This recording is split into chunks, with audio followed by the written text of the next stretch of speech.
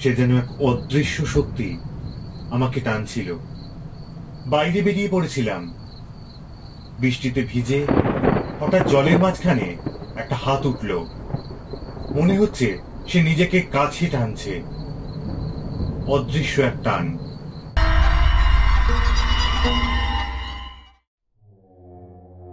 কিছু রাত আছে যা কখনো ভোলা যায় না। কিছু জায়গা আছে যেখানে অন্ধকার শুধু আলোর অভাব নয়, সেখানে অন্ধকার জীবন্ত। আজ থেকে 15 বছর আগের কথা। স্কুলে গ্রীষ্মকালীন ছুটি। মা ঠিক করলেন এবার মামা বাড়ি যাওয়া যাক, নয়া গ্রামে। আমি জানতাম না সেই সিদ্ধান্ত আমার জীবনের সবচেয়ে ভয়ঙ্কর রাতের সূচনা করবে। আমার নাম অর্ক। ঢাকায় থাকি মায়ের সাথে। বাবা বিদেশে চাকরি করেন। মামা বাড়ি মানে আমার কাছে ছিল স্বর্গ। বিশাল পুকুর, আম গাছ, কাজিন রিয়াদের সাথে দুষ্টুমি। কিন্তু সেবার মা দেখো কত জল, রাস্তা পুরো নদী হয়ে গেছে। হ্যাঁ বাবা, অনেক বৃষ্টি হচ্ছে এবার। রিয়াদ ভাই কি বাড়িতে থাকবে? উনি তো এখন কলেজে পড়ে। আর মামার বাড়ির সেই বড় পুকুরটা এখনো আছে তো? সব আছে বাবা, তবে তোমার মামা ফোনে একটু অদ্ভুত কথা বলছিলেন। অদ্ভুত? কি বলছিলেন? বলছিলেন এবার গ্রামে কিছু একটা অস্বাভাবিক ঘটছে, বিশেষ করে রাতের বেলা। পুকুর ধারে যেন না যাই সন্ধ্যার পর। মা, আপনারা সবাই মিলে ভূতের গল্প বানান, পুকুরে আবার কি হবে? মামার বাড়ি দেখতেই বুকের ভিতরটা কেমন যেন করে উঠল। বাড়িটা আগের মতো উজ্জ্বল লাগছিল না। যেন একটা অদৃশ্য ছায়া পুরো জায়গাটাকে ঢেকে রেখেছে। আর সেই পুকুরের জলটা এত কালো কেন? তোমরা এসেছো? হায় ভগবান, এই ভয়ঙ্কর বৃষ্টিতে রাস্তা কেমন ছিল? তাড়াতাড়ি ভেতরে এসো। ঠিক আছে মা, কিন্তু আপনাকে এত চিন্তিত দেখাচ্ছে কেন? সবাই ভালো তো? ভেতরে এসো বেটি, তবে ছেলের সামনে নয়, পরে সব বলছি। কিন্তু মনে রেখো, সন্ধ্যের পর ছেলেকে একা কোথাও যেতে দিও না, বিশেষ করে পুকুরের ধারে। আমি বুঝতে পারছিলাম মামার বাড়ির এই বৃষ্টি যেন অন্যরকম।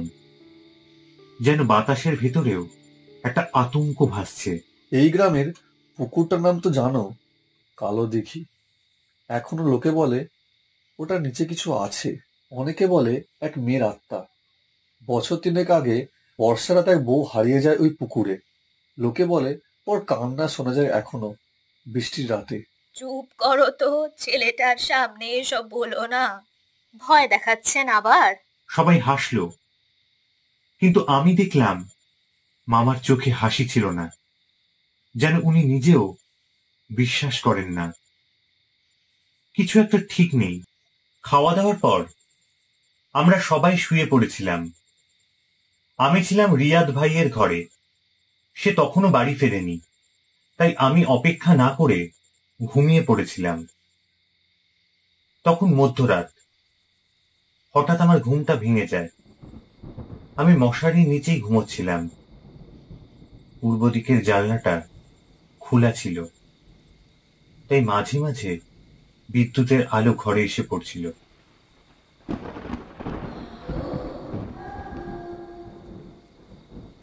রিয়াদ ভাই। বৃষ্টির আওয়াজের ভেতরেও আমি স্পষ্ট শুনলাম কেউ আমার নাম নিচ্ছে। মায়ের ঘরে গিয়ে বলবো ভাবলাম, কিন্তু পা যেন হঠাৎ ভারী হয়ে গেল। আমি ধীর পায়ে উঠে গিয়ে জানলার সামনে পর্দাটা হালকা সরিয়ে বাইরের দৃশ্যটা দেখার চেষ্টা করলাম। সেরকম কিছু চোখে পড়ল না। বাইরেটা ঘন অন্ধকার।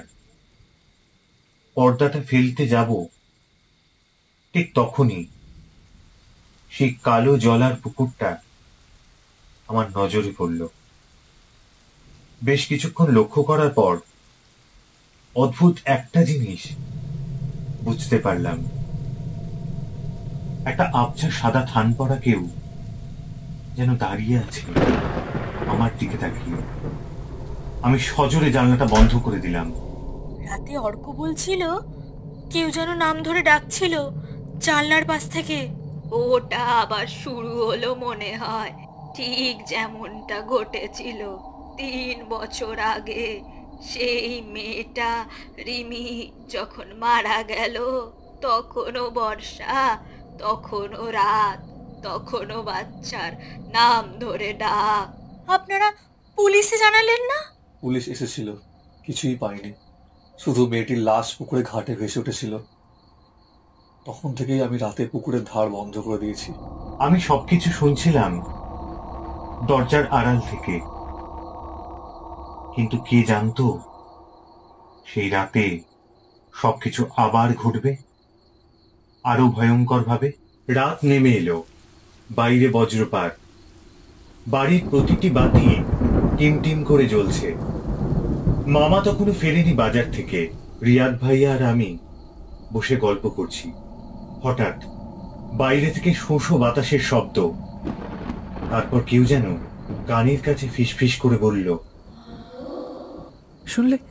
কেউ ডাকলো। এই বৃষ্টির রাতে আবার কি ডাকবে এখন? চল শুয়ে পড়। কিন্তু ঘুম এলো না আমার। জানলার বাইরে বৃষ্টির শব্দ। হঠাৎ দেখলাম জানলার বাইরে পুকুরের জলের ধারে কেউ দাঁড়িয়ে আছে। সাদা পোশাক, লম্বা চুল, মাথা নিচু করে। বিদ্যুতের আলোয় এক মুহূর্তের জন্য মুখ দেখা গেল। সে যেন এক অদৃশ্য শক্তি আমাকে টানছিল। বাইরে বেরিয়ে পড়েছিলাম। বৃষ্টিতে ভিজে পৌঁছালাম পুকুর ধারে।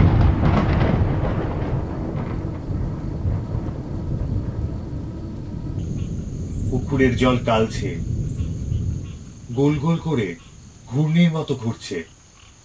হঠাৎ জলের মাঝখানে একটা হাত উঠল। মনে হচ্ছে সে নিজেকে কাছে টানছে। অদৃশ্য এক টান।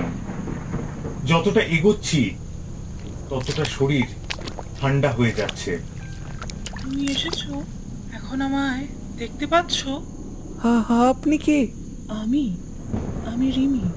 আমাকে কেউ খুঁজতে আসেনি তখন, এখন তোরা এসেছিস। চল।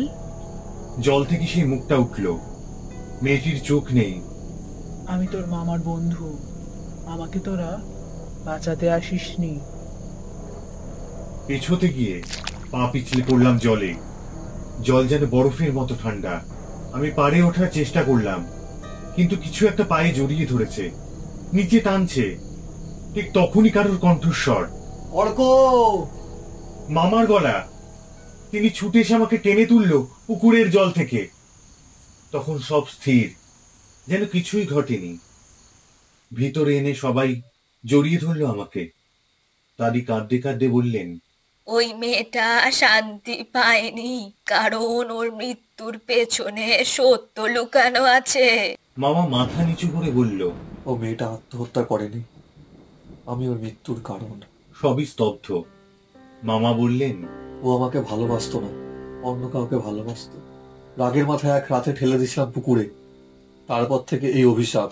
শিশুজন, সামান্য এই কারণে তুই মেয়েটাকে মেরে ফেললি, আর আমাদের কি বলেছিলিস? কালই তুই মেয়েটার বাড়ি গিয়ে সব বলবি আর ক্ষমা চাইবি। দাদি মন্ত্র পড়ে একটা প্রদীপ জ্বালালেন, পুকুরের দিকে মুখ করে বললেন, আমাদের ক্ষমা করিস মা, যা তুই শান্তি পা, আল্লাহ তোকে মুক্তি দিক। হঠাৎ বাইরে বজ্রপাত। ধীরে ধীরে মহিলা পুকুরের জল থেকে উঠে বাতাসে মিলিয়ে গেল। তারপর সব নিস্তব্ধ। পরদিন সকালে আকাশ পরিষ্কার, পুকুরের জল শান্ত। কেউ জানে না রাতে সেই আত্মচিৎকার সত্যি ছিল কিনা।